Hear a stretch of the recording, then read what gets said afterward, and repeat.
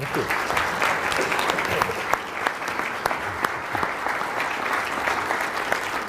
Well, good morning, and and I'm happy to be here. And the next time you see somebody introduced, what I'd like you to do is watch the person being introduced rather than the introducer. Because normally, especially maybe if it's a meal and they're sitting at the head table, they'll kind of stare down at their mashed potatoes, smush them around a little, look a little embarrassed. If you're watching me, I didn't do that. I sat up straight, I smiled. I enjoyed every second of that introduction.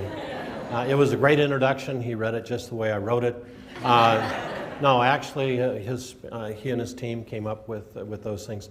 But the reason I say that is I think that all of us, whether we're educators or trainers, get enough bumps and knocks and bruises and people telling us what we're not doing right, that anytime you've got a chance, even for 30 seconds, to hear about what you're doing right, you better sit back, relax, and enjoy it, because it's probably not going to last that long.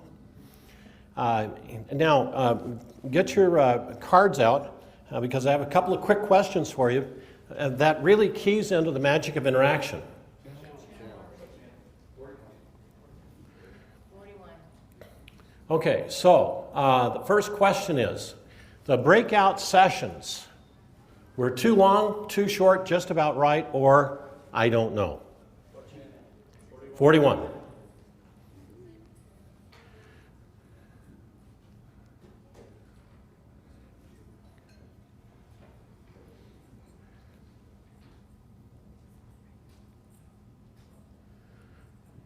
right, by the way, you're going to have to vote faster. Okay, so just about right.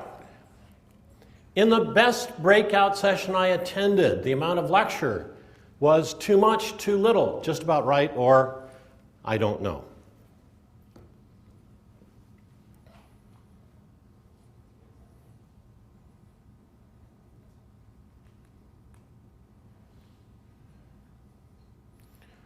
All right, just about right. In the worst breakout, now I realize there were no bad breakout sessions, but there's got to be one that was just a little less good than the others. The amount of lecture was too much, too little, just about right, or I don't know, because the lecture put me to sleep.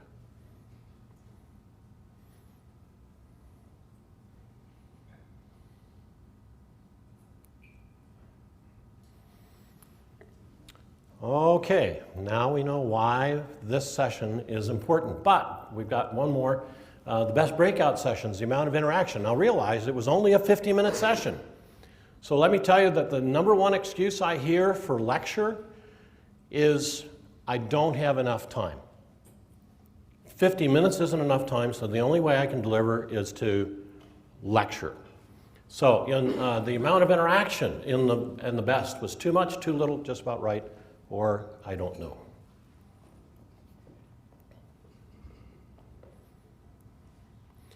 Okay, just about right. And the last one. In the worst breakout sessions, the amount of interaction was too much, too little, just about right, I don't know.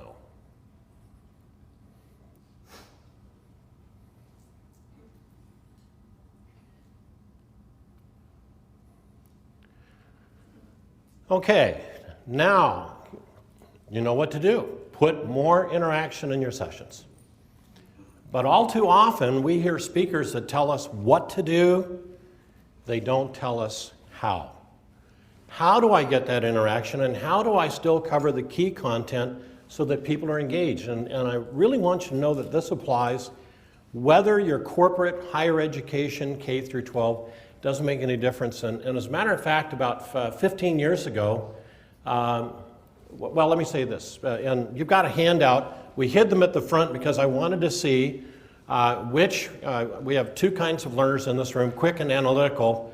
The quick have already found the handout. They've distributed it to everybody. They've been looking through it. The analyticals have said it's face down. We haven't been told what to do with it yet. Don't touch it. But everybody can now get a handout and turn to the second page. The purpose of training or learning, the only purpose, I would argue, is to get results.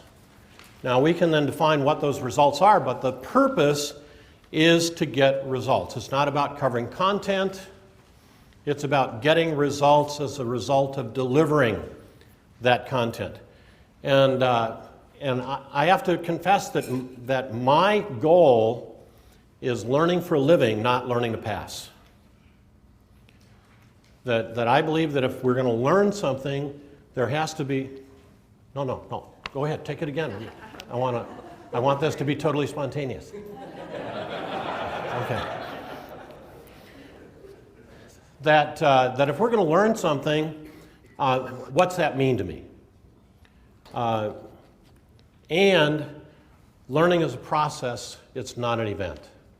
It begins long before the teachable moments happen, and it continues until we see a difference in people's lives, whether it's personal, professional, on the job, off the job. And so about 20 years ago, we had the deputy superintendent of Cypress Fairbanks school system that was in charge of curriculum development come to our creative training techniques boot camp. And in business, we call it creative training techniques or instructor-led, participant-centered. Or if you like acronyms, ILPC. But in academia, we call it research-based creative teaching strategies. So the deputy superintendent from Cy-Fair went back, started using these techniques in all of our staff meetings, and some of the teachers started using them. So they said, well, this is really great. We taught these techniques, modified them a little bit to say, okay, you've got a 50-minute class. This is the age group. And after about 4 or 5 years, we said, you know, this is great. We love the impact it's having on your school system. But if we're going to make this available anywhere else, we've got to have some research. The fact that all the teachers love it and all the kids love it doesn't make any difference. So we did a 1-year study with 60 math teachers and 6,000 students. We videotaped what does instruction look like in the classroom. So over a period of 3 weeks, we went in, and after the first week, people forgot the cameras were there, and that was when the real videotaping started. We pre-tested. What is the teacher's attitude toward teaching math? What is the student's attitude toward having to learn math? And then we also locked in what are the grades of these 6,000 students. The results at the end of a year. So over the summer, we taught 60 teachers our research-based creative teaching strategies, instructor-led, participant-centered. On a 5-point scale, the teachers had a 1-point improvement at the end of a year of using these techniques in wanting to teach their subject. The students had a 1-point improvement on wanting to learn. Anybody that was not already an A student raised their letter grade at least one letter, and the school had the highest first-year pass rate in Texas on the Texas Academic Skills math portion. So what I've been doing since 1969 in business also works in education. And so if you're looking for a reason to be engaged for the next few minutes, hopefully this does it for you. So there's a missing link in ISD. 30 seconds at your table. What is ISD? And it is not independent school district. 30 seconds at your table. What is ISD?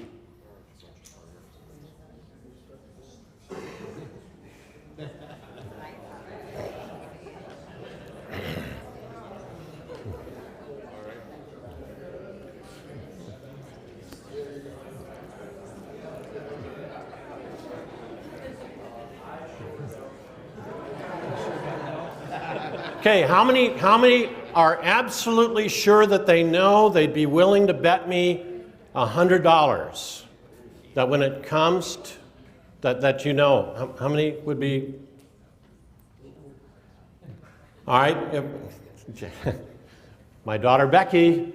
I was paying attention. Do I get the $100? No, now I point out that that was a rhetorical question.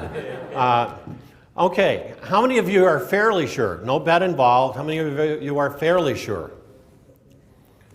Okay. Go ahead. Instructional systems design. Absolutely. Absolutely. Let's give her a hand. Nice job.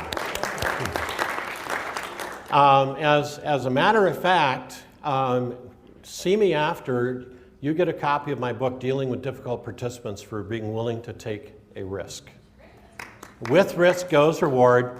It is a good thing to volunteer. So there's a missing link because the traditional instructional systems design model is called ADDIE, assess, design, develop, implement, evaluate.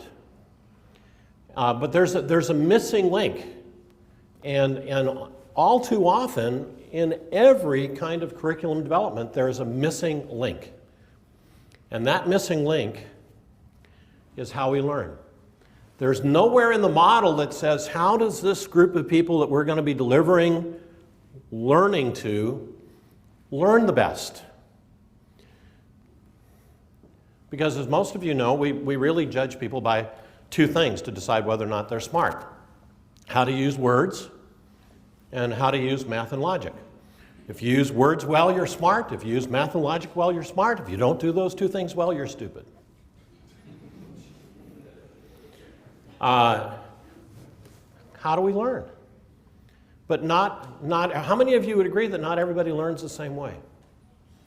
Okay? How many would agree that even, how many of you have children? Okay, how many would agree that even among your children, if you have 2 or 3, that how they learn is different even though they're from the same family? How many of you would agree with that? Okay? And how many of you would agree that every single teacher that your children have has assessed how your child learns and has incorporated that into the lesson plan to maximize the possibility for your child's success? Your wife homeschools. Yeah, okay. Yeah, okay. All right. So, how do we learn? And I don't have a lot of time, but I want to give you a chance to just quickly assess yourself. What I'm showing you just as for face validity, we actually have a validated instrument where we've profiled over 75,000 people. So I'm going to just give you some shortcuts, let you do a quick assessment, and then I'll compare it to the data. So one scale that we use is informative versus practical. Are you an informative learner? An informative learner, the further over you are to the left, it's like, whoa, everything is interesting. Wow, that's interesting. How are you ever going to use it? I don't know. I don't care. It's interesting. The further over on the practical side you are, you're going, can I use this in the next 2 days? Why are you teaching me? Okay? So, what I want you to do is kind of assess yourself. Are you more informative? You would choose 1, 2, 3. Practical, 5, 6, 7. 4 if you're neutral, but I want you to avoid neutral if you can. All right? So I'm extremely informative, very informative. That should say informative. I made a mistake. And then practical, very practical, extremely practical.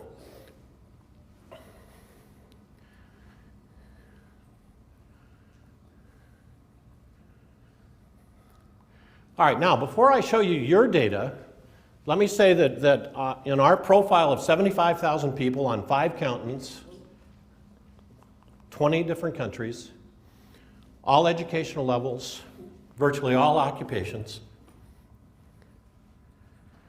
it's 50-50. Let's see what it is here.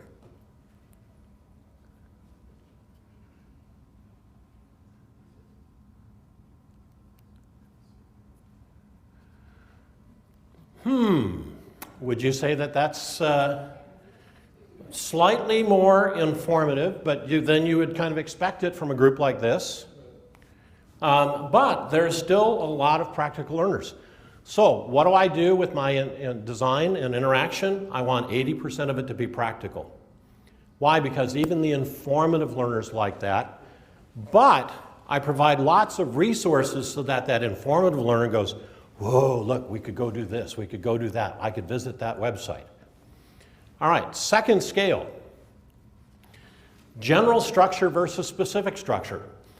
Specific structure, all the way at number 7, basically says, what do you want me to learn? How will I know I've learned it? How long do I have to learn it? What resources do I have available to learn it? And what does success look like? General structure says, tell me what you want me to learn at the extreme, and then give me choices, but let me choose. You know, I want options, not assignments.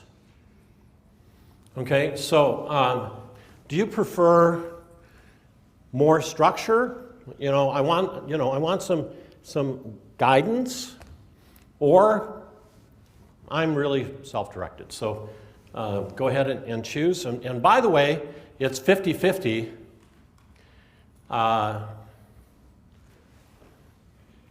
Basically an almost equal split in the 75,000.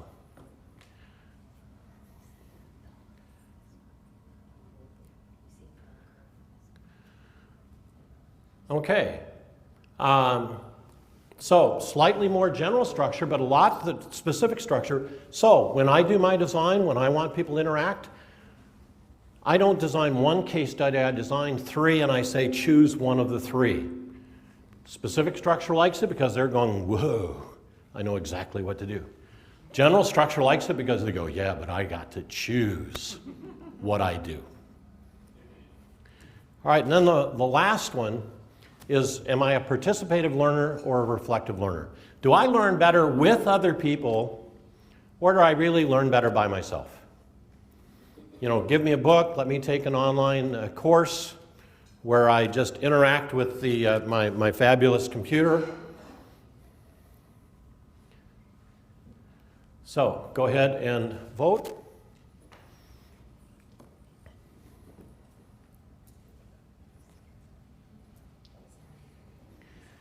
And this is one where we have a big skew. This is one where we have a big skew.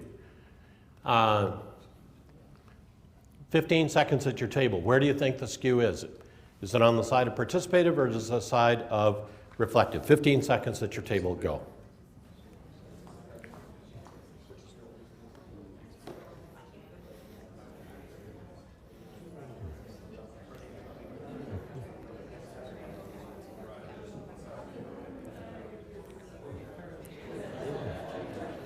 All right, how many say participative? It skews participative. How many say reflective? How many say I don't want to make a choice because I don't want to be wrong this early in the morning? All right.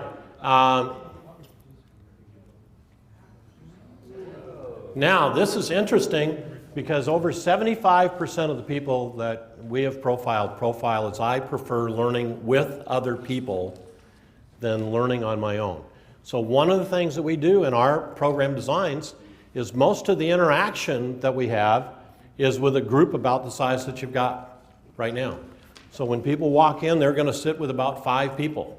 More than 5, shy people get lost. They don't get talk time. Less than 5, less than 4, and a domineering person can take over the conversation. Okay, so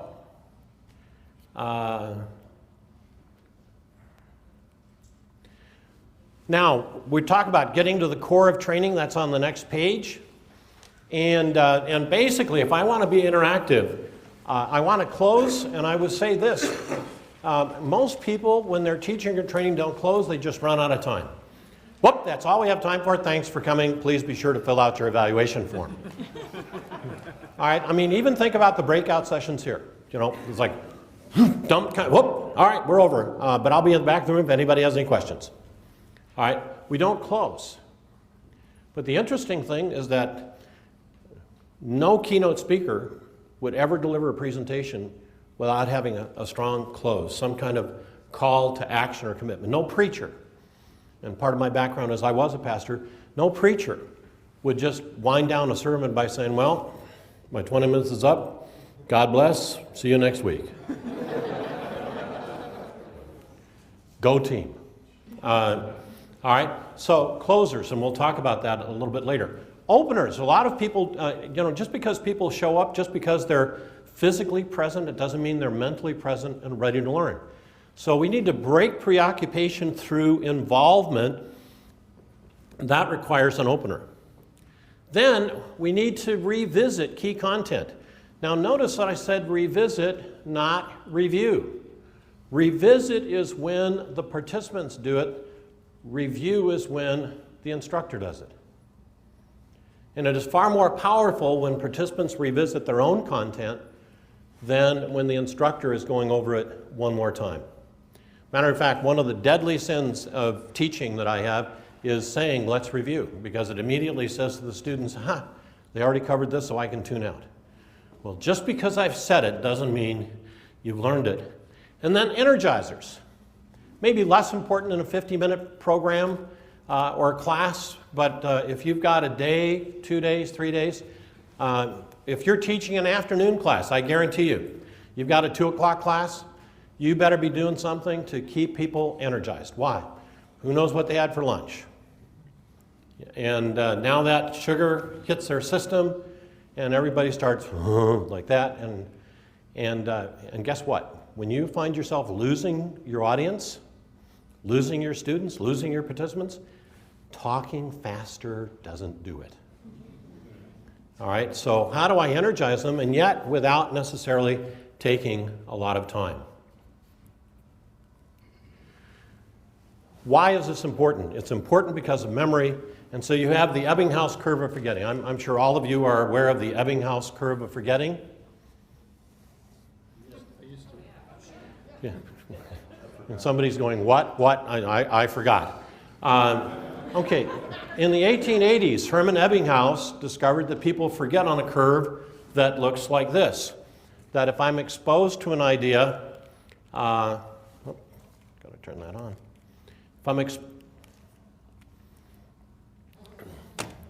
If I'm exposed to an idea one time, at the end of a day, I've already forgotten half. At the end of 2 days, I've forgotten 75%, and then it degrades further, so at the end of 30 days, I retain less than 10%.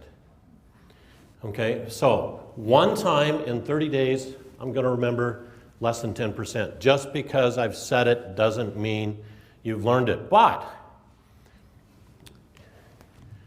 if I'm exposed to that same idea 6 times with interval reinforcement, so that's why you see the wave across the top, that before the curve accelerates at the end of an hour, quick revisit. At the end of a day, quick revisit. End of 3 days, quick revisit. End of a week, quick revisit. 2 weeks, quick revisit.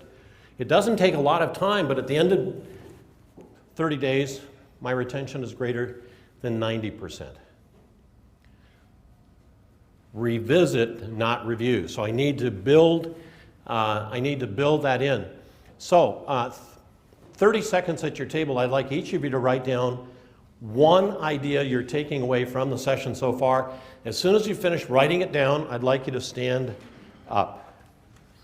Write down one idea you've picked up from the session so far. As soon as you've written down one idea, I'd like you to please stand up.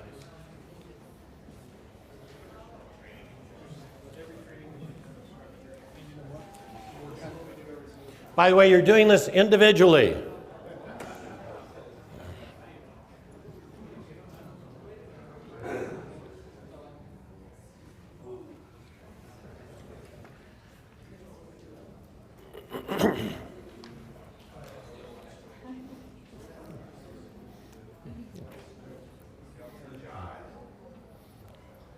Okay, last person seated is the next group leader.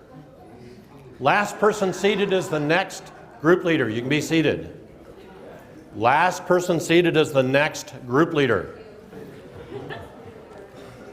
There's 2 different things that would happen. Yeah. Usually you're sitting down or you ran instead. All right. 2 things I want you to do right now just quickly. Number 1, each person share without embellishment what was your idea, and if you hear an idea different from yours, but you go, wow, I like that too, add it to your list. So that's the first thing I want you to do. You have 90 seconds to go around one time, and I'll stop you at the end of 90 seconds whether you've gotten to everybody or not, so be respectful. 90 seconds, go. Thank you very much. Give me a high sign and volunteer one thing that came up in your group. I want to get about 3 or 4 ideas. So just quickly, raise your hand, volunteer one thing that you heard at your table in terms of what people came up with. Yes? We're going to formally structure post-education, so to revisit. All right, so build in more revisits into my delivery, okay? Great, 2 more. Just give me a high sign. 2 other ideas that came up at your table. Yes? Yes, sir. It's similar to what they're saying, but using the clickers every couple days, kind of have some questions come up to kind of quick and easy ways to. All right. Yes, as a matter of fact, I would tell you that the purpose of a question in learning is, in training, is for learning to take place, not testing to take place. So I would say that most of the time when I use these, it's to allow them to discuss the question, and now you enter the answer.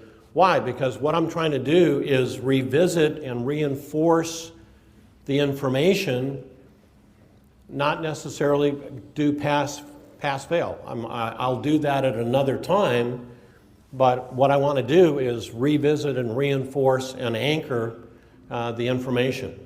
Okay, so here are 7 ways that we remember anything, and here's the reason it's important. The 90-28 rule, I think you've got that at the bottom of the page. Adults can listen with understanding for 90 minutes.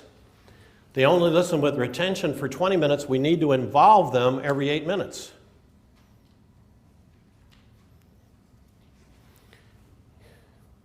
And the 2 keys are 20 and 8. All right, because all too often what happens is we have our students, our participants coming into class, and it's great because they've got their 20-minute glass. I've got my 90-minute pitcher. And I start pouring. This is great because they're listening, they're nodding, they're smiling, they're understanding. It's great because I've got a lot to pour. They're listening, they're nodding, they're smiling, they're understanding. Now, what do you think happens if I pour just a little bit more? You'll get a laugh. You're going to get hurt. Now, now everybody else from his fire department is going, I don't know, let's see. All right, obviously we know it's going to spill over unless I give them a chance to internalize what we've already covered. We need to build more reflection time, allowing people to think about what is it I'm getting that I can take away? And what's the practical value to me? All right, and the reason we want to involve them every 8 minutes, I learned from my daughter Becky. When she was in college forensics, no speech went more than 8 minutes. 8 minutes. And I made the mistake of saying, why? And how many of you have teenage children? Okay, how many have had teenage children? How many have been teenage children? Okay, I just want everybody involved here. Okay, so you've probably heard this or said this. She said, Dad, none of the speeches go more than 8 minutes. And I go, why? And she goes, Dad. Now that's code for stupid. Okay, but you can never be accused of being disrespectful. Dad, no television program goes more than 8 minutes without a break for a commercial. If you can't get it said in 8 minutes, you've lost them. And I thought, wow, there's probably some content here. So I went on ERIC, the Higher Education Research Database, and I found that the average high school student in America, when they graduate, has been in class 14,000 hours. They have watched 19,000 hours of television. Let me ask you, if you have an adult learner in your classroom, a participant in your classroom that's been exposed to 10, 12, 15, 18, 19,000 hours of a medium that never makes them focus for more than 8 minutes before giving them a mental break, do you think it might shorten their attention span? Some are going, what did he say? What did he say? All right, how many think, yes, it might shorten the attention span? Okay, yeah. All right, so in a classroom situation every 8 minutes. If you were in Becky's session yesterday, she told you that if it's online, it's 4 minutes. Why? Because we have much less ability to really maintain contact and focus. And then the most important of those is the 20. So I want you, I'm going to chunk my content into 20-minute chunks. What is the content? How am I going to get participation in that content? How am I going to involve people in the content? And then how often do I need to revisit that content, depending on how important, how key is that content piece to the overall information.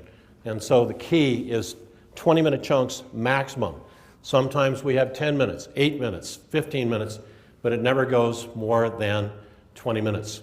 So here's a bonus quickly. I want you to write this down, create a window pane.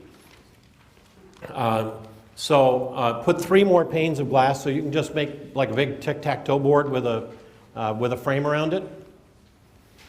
And let me give you the 7 ways we remember anything. And when I finish this, I have a secret question I'm going to ask you. It'll be interesting to see how many people really focus visually on these slides. So, number 1 is primacy. So put the word primacy at the bottom of the square, and then the number 1. Primacy. We remember first things best, the beginning of a list. That's why openings are so important in our presentations. Then recency. We remember last things next best. So again, you're going to write recency at the bottom and the letter Z, the last letter of the alphabet. Then chunking. We remember better when we chunk the information. AT&T published research in 1953 that said the average person could remember a 7-digit phone number plus or minus 2. And they were numbers. Prior to 1953, phone numbers were a combination of letters and numbers. There are 4 of us in this room old enough to have personally experienced that. But they discovered numbers work just fine. So if I say to you, my fax number is 829-0260, say, what's my fax number? Say it out loud. Okay, see, almost all of you can do that. Well, when we teach, when we train, don't we want everybody to be able to do it? We're not just trying to get the 10 or 20% at the top of the curve. We want everybody to be able to do it. Here's my phone number, 961-837-4987. What's my phone number? Yeah, see if somebody goes, 9-7. Okay, why? You remember the beginning and end. Why? 10 digits. I just went past the 7 plus or minus 2. All right? All too often, we're delighted with everything we're covering, but because we haven't chunked the content, they stop retaining. Then record to recall. That's why I'm having you create this window pane. And I'm having you create it in a physical fashion so that you've got a space that you're putting everything in. Why? Because when you write it down in your own handwriting, it becomes much more powerful. And when you have them in those spaces, you'll actually be able to recall it by space. That's why it's so important that you do it exactly this way. Don't make a list. Then linking. We remember better when we can connect new information to old information. And that's why I have the chain links there. So for example, how many of you know that there is a body of water in the United States that we refer to as the Great Lakes? How many of you have heard that we have Great Lakes? Okay, how many know how many, don't answer, I want you to think about this. How many know that we have the number of Great Lakes there are? Okay, so all of you know that there are 6 Great Lakes, correct? No, how many? 5. Yeah, I heard somebody say 7. No, 5 Great Lakes.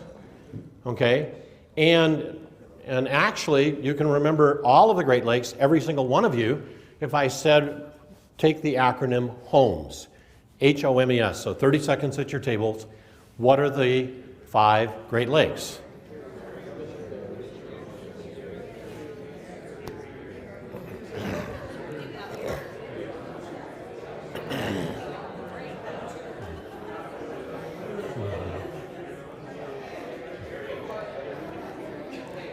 Okay, so H is what? Huron. O. Ontario. M. Michigan. E. S. Okay. So now you see the power of linking and of using mnemonics. Then outstandingness. We remember the silly, the ridiculous, the unusual, the out of the ordinary. The picture, the photograph that was up of several of the conference attendees last night. How many were in that picture? 2. Okay. What were the sexes? Okay. And what else can you remember about that picture? Ugly hair, purple hair. Okay. Ugly hair. That's a characterization. That's a value judgment. Okay. But purple hair is only a fact. Okay. Eye patch over the men's. Why do you remember that? Outstanding. It doesn't fit. But if we had just shown you an ordinary photo of 2 participants standing in front of the Lady Gaga van, how much would, well, no, because it just kind of fits. But when it doesn't fit, when it's out of the ordinary, we remember. And then finally, oh, I made a mistake. What word should you put at the bottom instead of review? Revisit. How many believe that that mistake was on purpose? Absolutely. Why? Because now I've just anchored it in a different way because you've looked at that's wrong. See, and some of you go, whoa, I didn't know that was wrong until he told me it was wrong. But there are others of you that as soon as you saw it, you go, why would he say that when he's been emphasizing revisit? Okay. So, turn your papers upside down.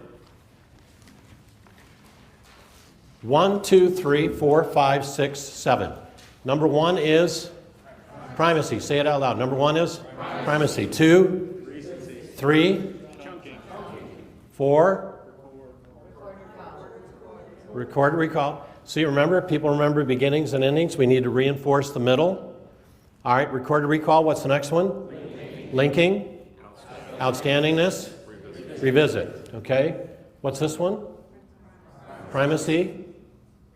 No. Wait until I ask you what's this. Okay. So, all right. So what's this?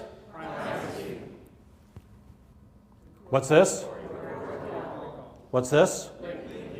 What's this? Okay. With a partner, which ones did I not cover just now? With a partner at your table, which ones did I not cover just now? Okay. Did I do this one? Yes, which was? Primacy. Did I do this one? Which was? Did I do this one? Which was? Did I do this one? Which was? Record, recall. Did I do this one? Yes. Which was? Did I do this one? Which was? Did I do this one? Which was? Okay. What's this one? This one? This one? This one? This one? This one? This one? Okay. I've got a question for you. You have 1 second to write down your answer. How many times did we cover the 7 concepts of memory? Just write it down quickly, get a number, and then check the number at your table. How many times? Just go around the table, check it.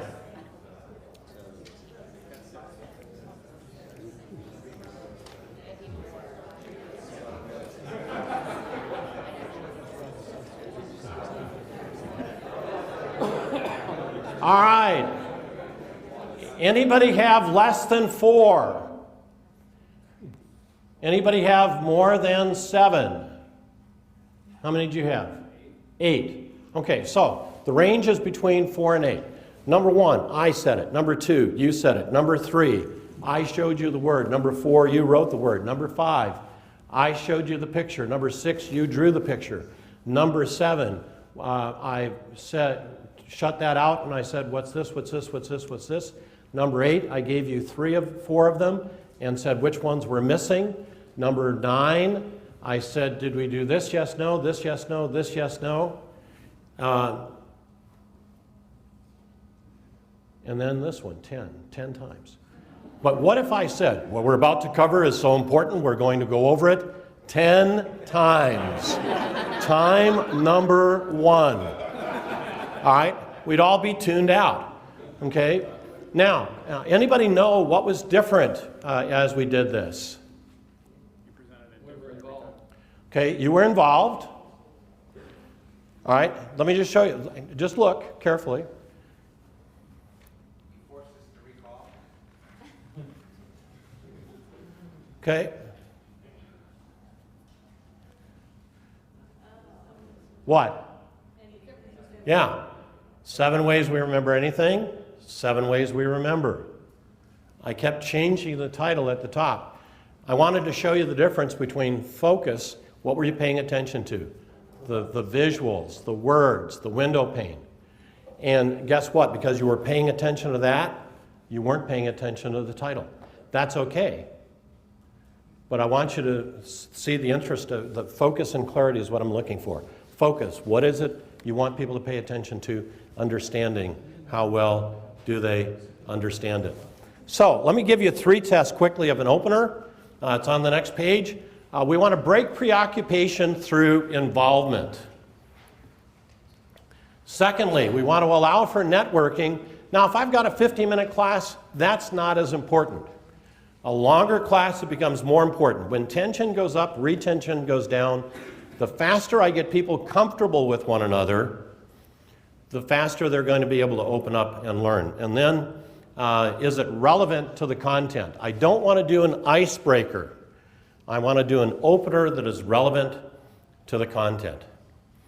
Then closing. We have action planning, ACT. ACT, the first is action planning. I want people to plan for how they're going to use what they've learned. I want celebration. I want them to feel good about what they've learned. And I want people to feel like we've tied things together. Now, something that I'd like you to do on your own, just to show you that 98% of you won't do it, is at the bottom on your own, sometime between now and the end of the day, I want you to just check off how many of the 37 ways we have modeled in this session. Don't do it now. It's a homework assignment. I want you to be aware that adults have just as much problem doing homework as our kids do. And I will tell you that I've used at least 15 of them in these 50 minutes.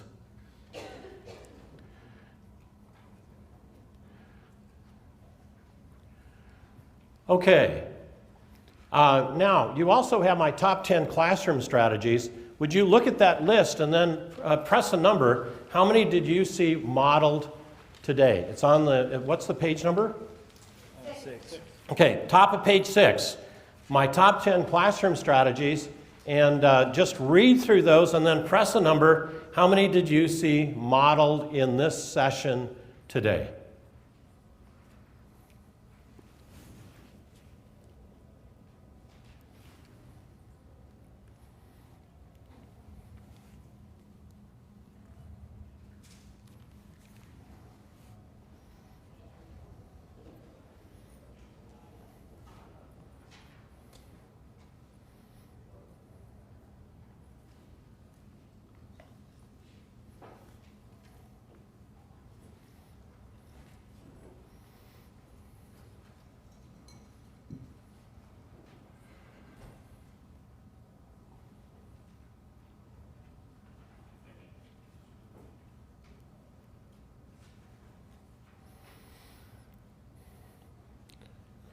Okay, well, hopefully 4 of you did not understand the scale. I've written an article on this. If you will send me an email, bobpikectt@aol.com. In the subject line, put this and this only, turning Turning. I get 300 emails a day, but if I see turning, I will open it because I know it comes from the session. I want you to just share one idea you picked up from this session, and as a thank you, I will send you that article that drills down on those top 10 classroom strategies. I'll also send you a link to my one of my books, Unlock the Power to Learn, Unleash the Power to Perform. So just for sending me that email. So, yes. Okay, Bob, B-O-B, Pike, P-I-K-E, C-T-T, Charlie Tango Tango, that's short for Creative Training Techniques, at AOL.com. So that's my private one. I have a business one, but other people handle that for me. So I'm giving my private one. Bob Pike, CTT, at AOL.com. By the way, we did put some order forms on the table, and we've got 3 of our books, Becky's and my books here. If you want one, you can get it when we finish up, and you can use that order form. I want you to get the bingo card out, because we're going to use that in just a minute. What I want you to do with the bingo card is at your table, I want you to brainstorm key words from this session. And so, for example, somebody would say, I have B6 choices. And then anybody else that has 6 would write choices underneath it. So just in the next, and then somebody else would say, well, I have B10. And somebody would say variety. You know, variety is another thing we talked about. Another one would be interaction. And so what you would do is you would just fill those in under the numbers. So I'm going to give you 61 seconds to see how many pairs you can get, or how many of those you can fill in. You're working as a group. Go. All right, we're going to play a bingo game. Bingo is 5 in a row, horizontal, vertical, diagonal. The reason I say this is because the first time I did this, I had an audience of about 2,000 and called off 5 numbers, and this guy yells bingo. And I go, hold your cards. And I said, would somebody check? And he says, well, he has 5, but they're not all in a row. And I said, well, you don't have bingo. He said, how would I know? I've never played bingo. I thought the rules for bingo were genetically encoded. It never occurred to me that I have to explain it. Now, one thing I do need to explain is in the center it says ROI. ROI is never free. Okay, so I need to call ROI for that one to count as well. So put an X, if I call the number, put an X through it, 5 in a row, yell bingo, and I have a fabulous prize. So with this number, you know, as soon as you get it, you know, you just yell bingo, you know, and yell it loud. Yes, stand up. All right, so you might get ready to stand up. Some of you have notepads and things like that. All right, so get ready. Here we go. I'm going to do it rapidly. B7, B7. I-25, I-25. O-71, O-71. G-47, G-47. G-49, G-49. N-35, N-35. N-41, N-41. I-28, I-28. G-56, G-56. O-69, O-69. B-10, B-10. G-58, G-58. G-57, G-57. I-28, I-28. I know, I just wanted to see if you were paying attention. G51.